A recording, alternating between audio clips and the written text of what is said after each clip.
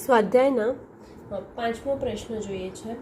ઊંચી એડીના બૂટ પહેરતી 50 કિલોગ્રામની એક છોકરી એક એડી પર સંતુલન જાળવે છે.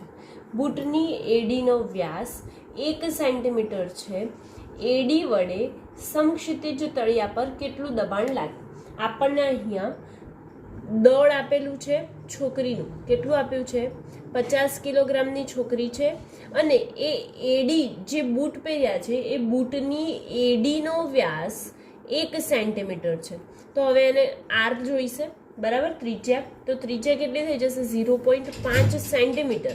સેન્ટીમીટરને મીટરમાં ફેરવે એટલે 0.5 ગુણ્યા 10⁻²² મીટર થશે, બરાબર. આપણે શું શોધવાનું છે? એના દ્વારા સમક્ષિતિજ તળિયા પર કેટલું દબાણ લાગશે એ આપણે શોધવાનું છે. પી શોધવાનું છે. સૂત્ર શું આવે? દબાણ પી બરાબર બળના છેદમાં ક્ષેત્રફળ, બરાબર. બળ એટલે mg થાય, નીચે બાજુ લાગશે માટે તો mg, અને એ એટલે ક્ષેત્રફળ. ક્ષેત્રફળ કેટલું થઈ જશે? પાઈ r² કિંમત મૂકીએ m અને g ની અને પાઈ r વર્ગની. શું થઈ જશે? m છે આપણી પાસે 50 કિલોગ્રામ, g છે 9.8. આપણે આ ઉપર લખી કાઢીએ. કેટલું છે? p બરાબર 50 કિલોગ્રામ 9.8 મીટર પર સેકન્ડ સ્ક્વેર છેદમાં પાઈ કેટલા છે? તો 3.14 લઈશું. અને r એટલે અહીંયા આપેલું છે ત્રિજ્યા 0.5 ગુણ્યા 10⁻²² સાદુરૂપ આપીએ આને તો શું આવે છે આપણો જવાબ? તો અહીંયા જવાબ સાદુરૂપ આપીએ 50 ગુણ્યા 9.8 ભાગ્યા 3.14 ભાગ્યા 25. તો જવાબ આવે છે 6.24. 6.24 જવાબ આવે છે ગુણ્યા 10⁶ ન્યૂટન પર મીટર સ્ક્વેર. આ -2 ઉપર જશે એટલે કે -4 ઉપર જાય તો +4 અને 2 આપણે આગળ ખસાવી, ડાબી બાજુ ખસાવીએ એટલે ઘાત વધે માટે 6.24 ગુણ્યા 10⁶ ન્યૂટન પર મીટર સ્ક્વેર.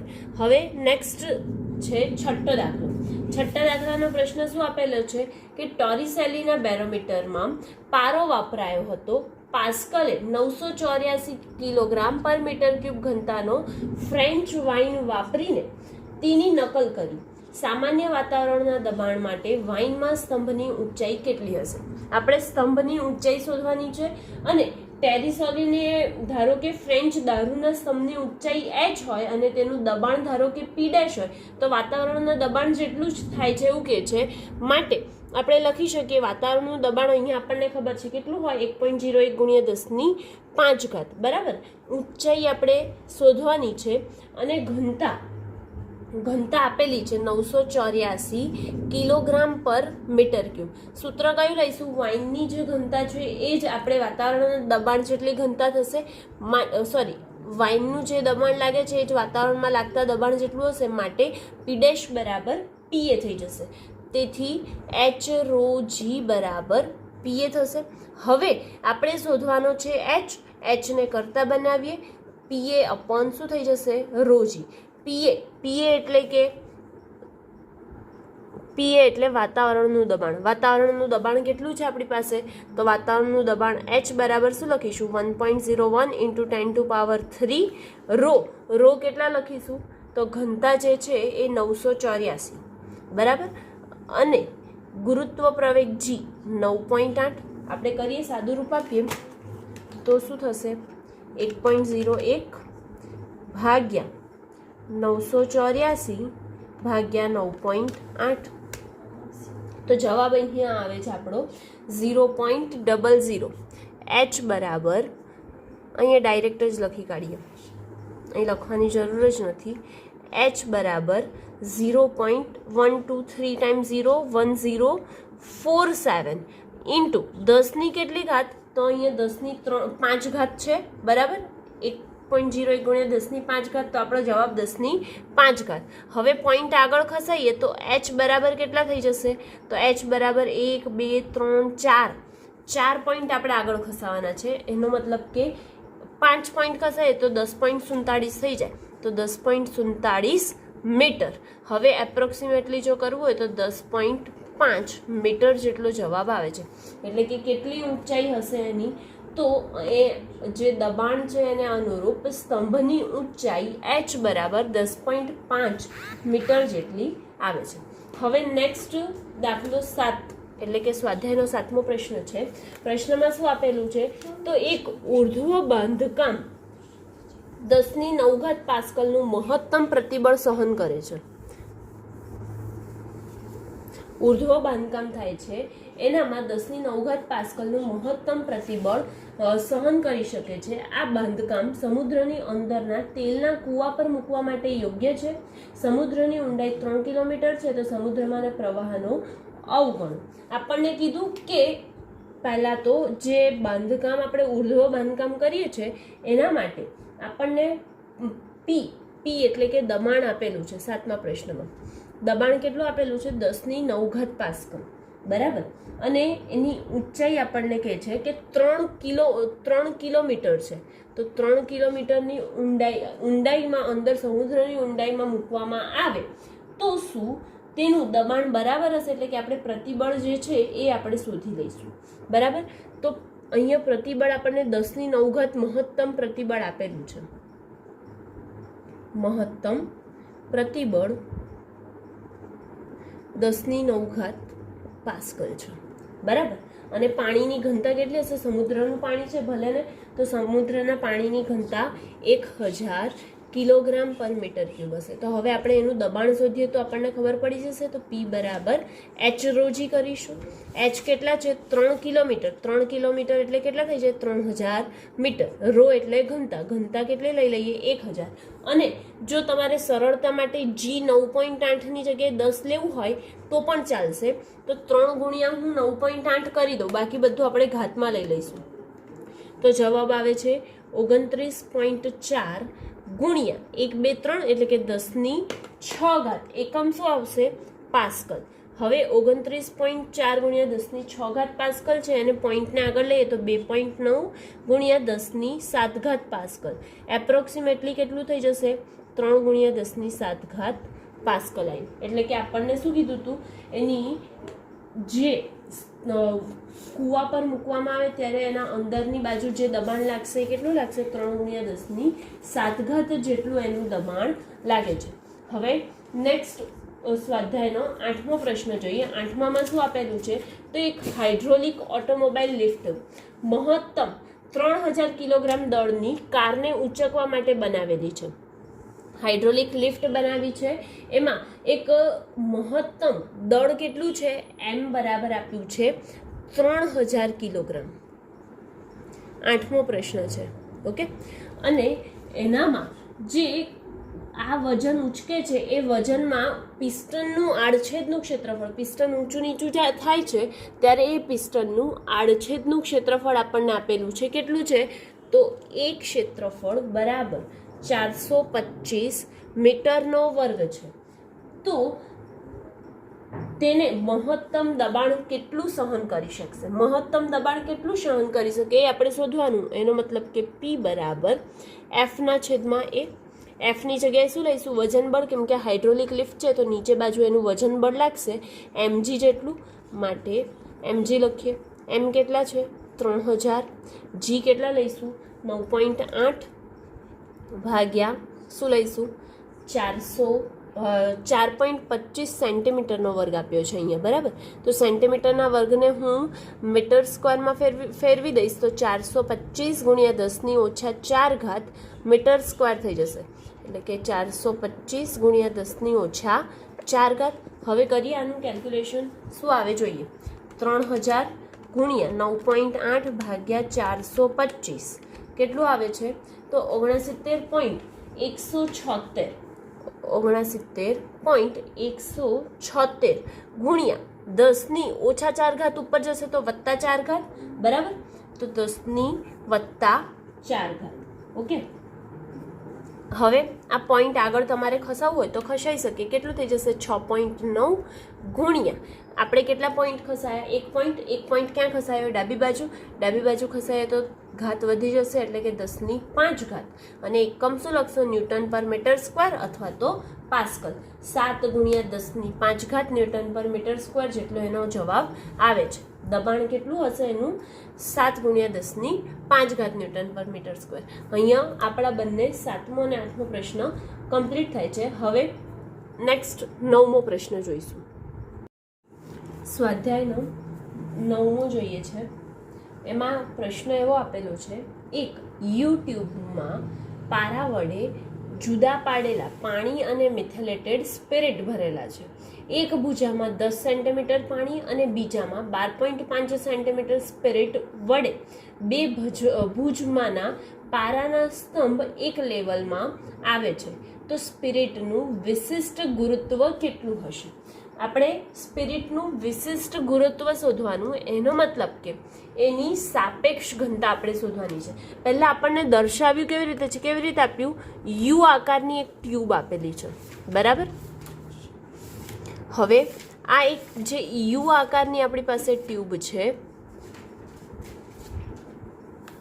ઓકે, એમાં પહેલાં પારો ભરેલો છે. તો ધારો કે હું અહીંયા ધારી લઉં છું કે આ જગ્યાએ અહીંયા પારો ભરેલો છે, બરાબર.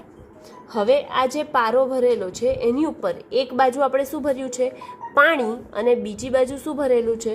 તો બીજી બાજુ છે એ સ્પિરિટ ભરેલું. તો ધારો કે હું ધારી લઉં કે આ બાજુ આપણે પાણી ભરેલું છે અને આ બાજુ સ્પિરિટ છે. તો અહીંયા લખી દઈએ પહેલાં અહીંયા સ્પિરિટ, અને અહીં શું લખશો તમે? તો પાણી, અને નીચે બાજુ શું છે? પારો છે. બંનેની ઊંચાઈ આપણને આપેલી છે. H1 પાણી જે છે એ કેટલાએ ભરેલું છે? 10 સેન્ટીમીટરે ભરેલું છે, એટલે કે 10 સેન્ટીમીટર લખશો અને 10 × 10⁻² મીટર થઈ જશે. H2 સ્પિરિટ કેટલી ઊંચાઈએ ભરેલું છે? તો 12.5 સેન્ટીમીટરે ભરેલું છે, અને એના સેન્ટીમીટરથી મીટરમાં 10⁻² મીટર થશે. પાણીની ઘનતા આપણને ખબર છે, કેટલી થાય? ρ1 બરાબર, તો ρ1 બરાબર થઈ જશે 1000 કિલોગ્રામ પર મીટર ક્યુબ થશે. અને ρ2 એટલે કે સ્પિરિટની ઘનતા આપણે શોધવાની છે, બરાબર. હવે અહીંયા શું કહે છે કે સમાન ઊંચાઈએ ભરેલું, અને અહીંયા તમને જોવાય પણ છે કે ઊંચાઈ બંનેની કેવી છે? સમાન છે. હવે જો સમાન ઊંચાઈ હોય તો સૂત્ર શું આવે? P1 બરાબર P2 પાસ્કલના નિયમ પરથી. તેથી H1 ρ1g is equal to શું થઈ જશે? H2 ρ2g. સામસામેથી g કેન્સલ, બચ્યું શું? તો H1 ρ1 બરાબર શું થઈ જશે? H2 ρ2. હવે આપણે શોધવાનું છે ગુરુત્વ એટલે કે એની સાપેક્ષ ઘનતા શોધવાની છે. વિશિષ્ટ ગુરુત્વ એનો મતલબ કે એટલે ρ2 સ્પિરિટનું શોધવાનું છે. તો ρ2 ને આપણે કરતા બનાવીએ. ρ2 બરાબર શું થઈ જશે? H1 ρ1 છેદમાં શું આવશે? H2. H1 કેટલા છે આપણી પાસે?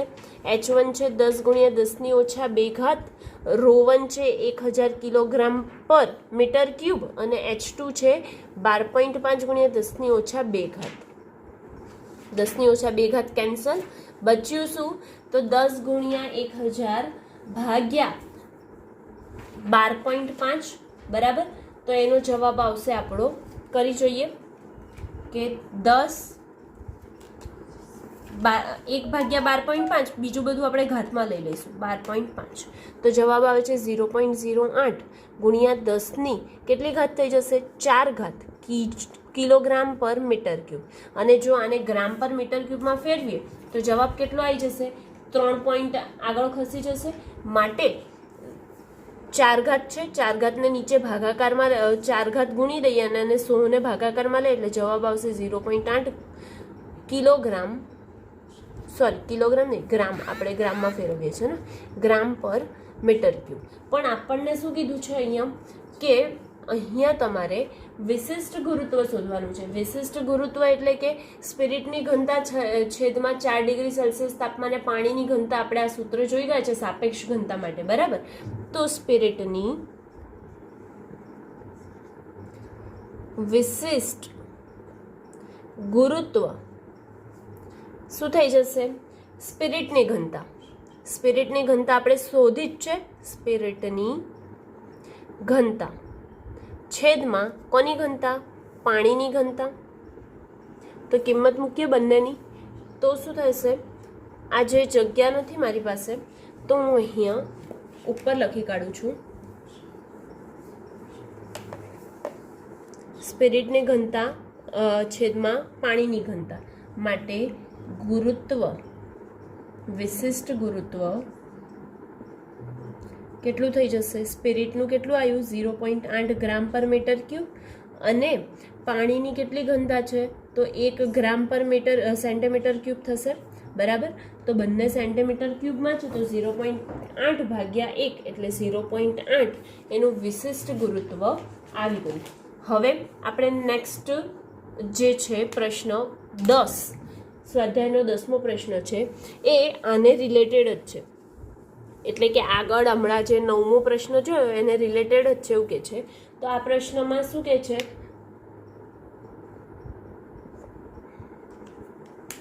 અગાઉના પ્રશ્નમાં જો વધારામાં 15 સેન્ટીમીટર પાણી અને સ્પિરિટ અનુરૂપ ભુજાઓમાં રેડવામાં આવે, એટલે કે અહીંયા જે પહેલાં કેટલું હતું H1 અને H2, તો પહેલાં H1 હતું આપણું 15, બરાબર, સોરી H1 હતું 10, અને એમાં એવું કહે છે કે બીજું 15 સેન્ટીમીટર એડ કરીએ તો 10 ને 15 25 થઈ જશે. એટલે ડાયરેક્ટ હું લખી કાઢું છું કે 25 સેન્ટીમીટર.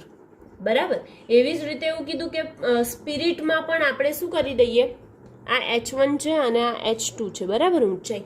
તો H2 સ્પિરિટમાં પણ એવું જ કીધું કે 12.5 હતું અને એનામાં 15 સેન્ટીમીટર એડ કરી દઈએ તો 12.5 વત્તા તમે 15 કરશો તો કેટલું મળી જશે તમને? 27.5 સેન્ટીમીટર જેટલું મળશે. હવે ઘનતા આપણી પાસે ρ1 અને ρ2 બંને છે સ્પિરિટની આપણે શોધી લીધી. અને આગળના પ્રશ્નમાં કેટલી હતી? 0.8 ગ્રામ પર સેન્ટીમીટર ક્યુબ હતી. અને પાણીની કેટલી છે? 1 ગ્રામ પર સેન્ટીમીટર ક્યુબ છે. બરાબર. હવે આપણે પ્રશ્ન આગળ વાંચીએ કે અગાઉના પ્રશ્નમાં 15 સેન્ટીમીટર પાણી અને સ્પિરિટને અનુરૂપ ભુજાઓ રેડવામાં આવે તો ભુજાઓમાં પારાના લેવલ વચ્ચેનો તફાવત શોધો. પારાનું જે લેવલ છે એ બંનેમાં કેટલો તફાવત આવશે એ આપણે શોધવાનું છે. એનો મતલબ કે H3 આપણે શોધવાનું છે. અને પારાનું વિશિષ્ટ ગુરુત્વ ρ3 આપણને આપી દીધું છે 13.6 ગ્રામ પર સેન્ટીમીટર ક્યુબ. વિશિષ્ટ ગુરુત્વ એટલે કે એને છેદમાં લઈ જઈશું, ગુણાકારમાં જશે, માટે ડાયરેક્ટ આપણે 13.6 ગ્રામ પર સેન્ટીમીટર ક્યુબ લખી કાઢી. બરાબર. હવે આમાં બંને પોઈન્ટ સાથે શું થઈ જશે? અલગ અલગ આવશે. માટે શરૂઆતમાં તો પાણી માટે શું થઈ જશે? શરૂઆતનું દબાણ P0 વત્તા H1 ρ1g બરાબર. પછી શું થઈ જશે? તો પછી પાછું P0 જે આ બાજુ દબાણ લાગે છે સ્પિરિટમાં એ ગુણ્યા એની ઊંચાઈ તો H2 ρ2g પ્લસ કોની જોડે? H3 ρ3g સાથે આવશે માટે H3 ρ3g. Okay. સામસામેથી P0 cancel થઈ જશે. H1 કેટલા છે? 25. ρ1 કેટલા છે આપણા? 1. ગુરુત્વ g છે એ બધામાંથી કોમન નીકળી અને કેન્સલ થઈ જશે તો 25 ગુણ્યા 1. H2 કેટલા છે? 27.5. ρ2 કેટલા આપેલા છે આપણને? 0.8 વત્તા H3 કેટલા છે? તો H3 છે અહીંયા શોધવાના છે. ρ3 આપેલા છે 13.6. હવે સૌથી પહેલાં 25 છે તો 25ને એમને એમ રાખીએ આપણે અને આ બધાને સામે લઈ જઈએ તો શું થઈ જશે? તો H3 into 13.6 is equal to 25. 25 એકા 25 એટલે 25 ઓછા 27.5 ગુણ્યા 0.8. તેથી H3 બરાબર 25 ઓછા કરતાં પહેલાં 27.5 ગુણ્યા 0.8 કરવા પડશે. 27.5 ગુણ્યા 0.8 જવાબ કેટલો આવે છે? 22. એટલે 25 ઓછા 22 ભાગ્યા 13.6 છેદમાં જશે માટે 13.6. અહીંયા ગુણાકારમાં હતા તો સામેથી અહીંયા આવે એટલે કે ભાગાકારમાં જાય ને તો 25માંથી 22 જાય એટલે 3 ભાગ્યા 13.6 કરીએ કેટલો જવાબ આવે છે? 0.22. સેન્ટીમીટર થશે. એટલે કે H3 કેટલાય ઊંચાઈ આપણને પારો મળે તો 0.22 સેન્ટીમીટરે આપણને પારાની ઊંચાઈ મળે છે. એની સાથે અહીંયા આ 10મો પ્રશ્ન જે છે એ કમ્પ્લીટ થાય છે. સ્વાધ્યાયનો ફ્રેન્ડ્સ 14મો પ્રશ્ન છે. એમાં કંઈક પ્રશ્ન આ રીતે છે. પવનની ટનલમાં એક નમૂનાના વિમાન પરના પ્રયોગમાં પાંખની ઉપર અને નીચેની સપાટીઓ આગળ વહનની ઝડપ 70 મીટર પર સેકન્ડ અને 63 મીટર પર સેકન્ડ છે. ઉપર અને નીચે અનુક્રમે આપેલી છે. એટલે કે ઉપર બાજુ કેટલી હશે? 70 મીટર પર સેકન્ડ હશે, જ્યારે નીચે બાજુ 63 મીટર પર સેકન્ડ આપેલી છે. જો પાંખનું ક્ષેત્રફળ એ બરાબર 2.5 મીટરનો વર્ગ હોય તો પાંખ પર ઉર્ધ્વ ધક્કો કેટલો હશે? ઉર્ધ્વ ધક્કો પાંખ પર કેટલો લાગશે? એનો મતલબ કે એફ આપણે શોધવાનું છે. ધક્કો એટલે એક પ્રકારનું બળ, એફ શોધવાનું છે. અને હવાની ઘનતા આપેલી છે. હવાની ઘનતા રો બરાબર 1.3 કિલોગ્રામ પર મીટર ક્યુબ છે. બરાબર. તો સૌથી પહેલા આપણે બર્નોલી સમીકરણ જોઈશે, કેમ કે V1 અને V2 છે, એફ છે, તો એફ શોધવાનું છે. એનો મતલબ કે આપણે બર્નોલી સમીકરણ પરથી આપણે શરૂઆત કરવી પડશે. ઓકે, તો બર્નોલી સમીકરણ શું છે આપણું? બર્નોલી સમીકરણ શું થઈ જશે? P1 plus 1/2 rho V1 square plus H rho G બરાબર P2 plus 1/2 rho V2 square plus H rho G. ફરીથી અહીંયા H રો G આપણે લીધું. આપણે આગળ પણ એક પ્રશ્ન એવો જોઈ ગયા હતા ઉદાહરણમાં કે H રો G બંને સમાન લીધા હતા. કેમ કે જે વિમાન છે એ જમીનથી ખૂબ જ વધારે ઊંચાઈએ હશે, તો એની સાપેક્ષે હવામાં જે પાંખ છે આપણી વિમાનની, એની ઊંચાઈ અવગણી શકીએ છીએ. માટે H રો G બંનેને સરખા લઈ લીધા. બરાબર. હવે P1 ઓછા P2 આમ બાજુ લઈ જઈશું, તો આ બંનેને એક બાજુ લઈ લઈએ તો P2 ઓછા P1 કરી દઈએ. P2 ને એમ જ રાખ્યા, P1 ને આ બાજુ લઈ ગયા. એવી જ રીતે 1/2 રો V1 સ્ક્વેર ઓછા 1/2 રો V2 સ્ક્વેર. અહીંયા પણ સેમ એવી જ રીતે કે P2 ઓછા P1 બરાબર 1/2 rho common V1 square minus V2 square આપણને મળશે.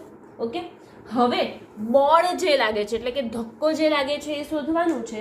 તો શું થશે? આપણે શીખી ગયા કે બળ બરાબર શું થઈ જાય? એફના છેદમાં એ. એટલે કે અહીંયા P2 ઓછા P1 છે, એટલે અહીંયા આપણે લખી કાઢીએ. એનામાં તફાવત પાંખ જે છે ઉપર અને નીચે બાજુ, તો P2 ઓછા P1. એફ શોધવાનું છે. એફને કરતા બનાવી દઈશું અને એ વડે ગુણી કાઢીએ. તો P2 ઓછા P1 શું થઈ જશે? P2 ઓછા P1 ગુણ્યા એ. P2 ઓછા P1 ગુણ્યા એ કરો તો તમને શું મળે? બળ મળે. બરાબર. તો અહીંયા આપણે શું મૂકી શકીએ કે 1/2 rho V1 square minus V2 square ગુણ્યા એ તમે કરી નાખો તો આપણને શું મળી જશે? બળ મળશે. તો આપણે બળ F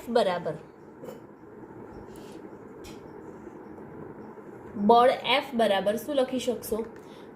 F બરાબર 1/2 rho V1 square minus V2 square ગુણ્યા એ કરી દીધું. બરાબર ને? કેમ કે P2 ઓછા P1 બરાબર Fના છેદમાં એ છે.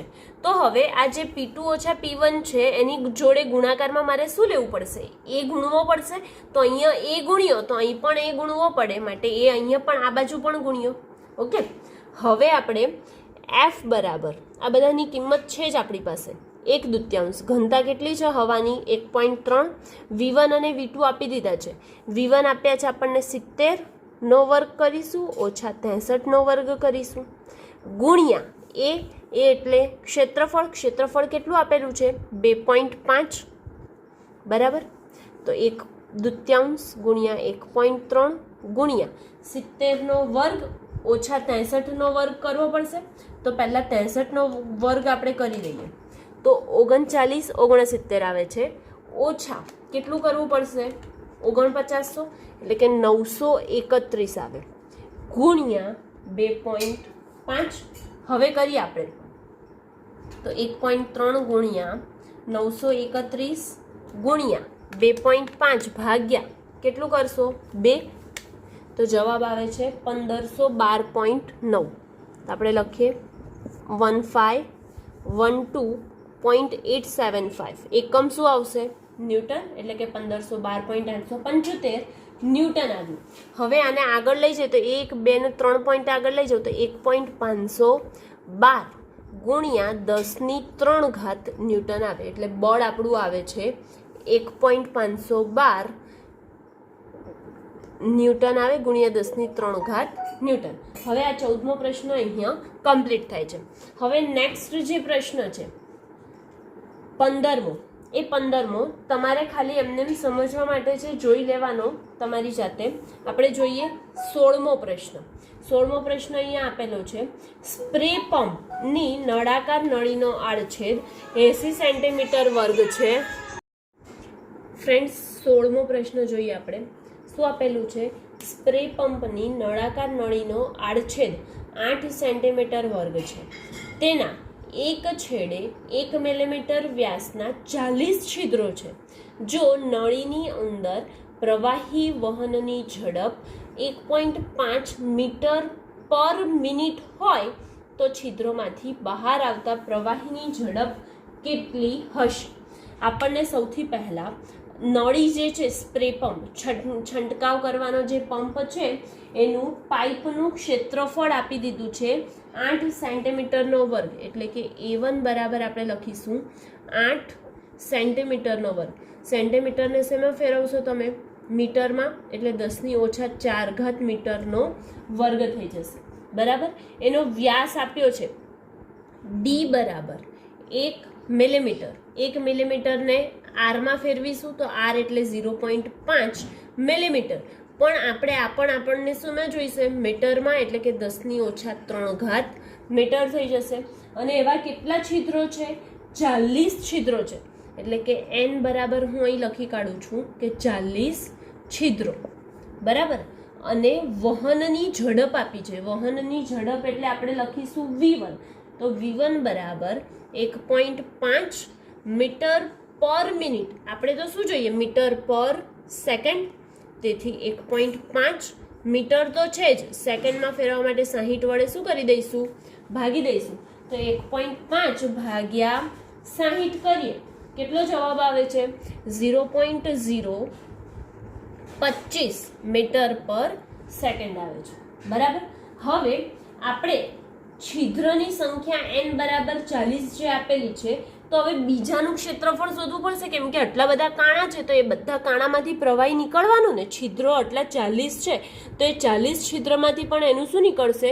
એ સ્પ્રેમાં જે દવા છંટકાવ કરે છે, જેનો પણ છંટકાવ કરે એ નીકળશે. માટે બીજા આડછેદનું ક્ષેત્રફળ, બીજા આડછેદનું ક્ષેત્રફળ શું લઈ લઈશું? A2. A2 બરાબર શું લખીશું? n છિદ્ર હતા, 40 છિદ્ર ગુણ્યા એનું ક્ષેત્રફળ. તો A2 બરાબર અહીંયા થઈ જશે શું? n એટલે 40 છિદ્રો ગુણ્યા પાઈ. પાઈ એટલે 3.14 ગુણ્યા r નો વર્ગ. હવે જો 40 ગુણ્યા પાઈ ગુણ્યા r નો વર્ગ હોય તો 40 ગુણ્યા પાઈ એટલે 3.14 અને r કેટલા છે? તો r છે 0.5 ગુણ્યા 0.5 ગુણ્યા 10ની કેટલી ઘાત થઈ જશે? 3નો વર્ગ, એટલે 10⁻⁶ થઈ જશે. બરાબર. આ કિંમત હવે સાતત્ય સમીકરણમાં મૂકીએ, કેમ કે A1 છે, V1 છે, A2 મળી ગયું, V2 શોધી લઈશું. માટે A1 V1 બરાબર A2 V2. હવે V2 ને કરતા બનાવી દઈએ તો શું થઈ જશે? V2 બરાબર A1 છેદમાં A2 ગુણ્યા V1. V2 A1 કેટલા છે આપણી પાસે? 8 ગુણ્યા 10⁻⁴ ગુણ્યા V1 કેટલા છે? તો V1 આપણી પાસે છે 0.025 ભાગ્યા A2 કેટલા લખશો? તો 40 ગુણ્યા 3.14 ગુણ્યા 0.5 ગુણ્યા 0.5 ગુણ્યા 10⁻⁶. આ બધાનું આપણે સાદુરૂપ આપીએ. તો આપણે 8 ગુણ્યા 0.025 ભાગ્યા 40 ભાગ્યા 3.14 ભાગ્યા 0.5 ભાગ્યા 0.5 કરીએ તો જવાબ આવે છે 0.00006369 ઇન્ટુ 10ની કેટલી ઘાત, તો આ 6 ઘાત ઉપર જશે એટલે કે અહીંયા આપણનો જવાબ આવે છે 10ની 4 ઘાત વત્તા 4 ઘાત. હવે એને આપણે આગળ ખસાઈએ ઘાત તો 0.64 એપ્રોક્સિમેટલી 0.64 મીટર પર સેકન્ડ આવે છે. અને એની સાથે આ પ્રશ્ન અહીંયા એટલે કે જે વેગ શોધવાનો હતો, ઝડપ શોધવાની હતી એ અહીંયા આપણે શોધી અને એનો જવાબ આવ્યો 0.64 મીટર પર સેકન્ડ અને એની સાથે આ પ્રશ્ન અહીંયા કમ્પ્લીટ થાય છે.